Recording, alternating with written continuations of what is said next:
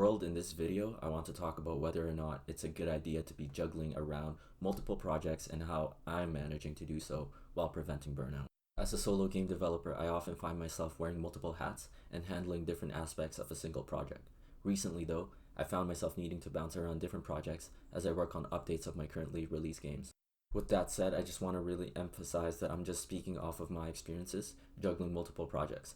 Use the information to shape your own opinions on whether starting a side project is right for you.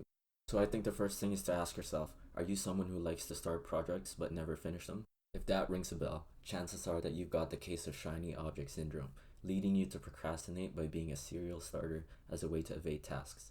I think it's important to break this loop first before even considering diving into multiple projects, at least if you're wanting to be more serious with your craft. Think about it and manifest your craft to life. After finishing one project, it just hits you and you start to really believe in yourself. And aside from my stubbornness, a practical tip that has worked wonders for me in completing projects is setting clear goals. I draw out roughly what the finished product will look, map out all the mechanics, and basically go over all the little intricacies involved into creating a game. This keeps me focused because although I'm pretty good at ignoring shiny objects and staying the course for a project, my mind is also quite great at coming up with new features I could add to a game I'm working on. Like anything, there is a balance to this, but if I didn't have clear goals, I could easily get carried away and continually push my goals further away. This is called feature creep in the world of Minecraft, and it's in the same playing field as the shiny object syndrome.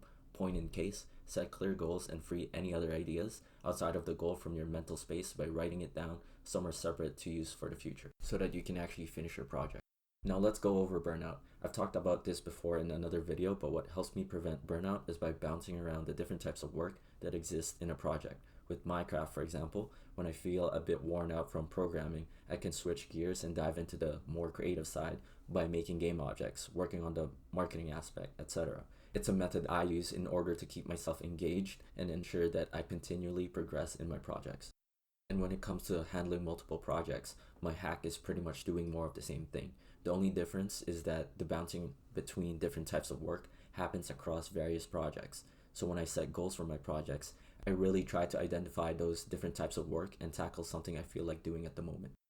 To conclude, juggling multiple projects for me requires embracing different types of work to keep things interesting. That's why I make a point of setting clear goals to identify all the different categories of work that are involved in each project before I fully commit to them.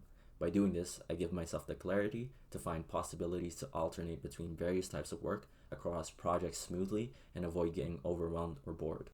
And with all that said, I would not even consider bouncing around multiple projects unless I know I'm capable of completing one by finishing one first in the way I defined the finish line to be.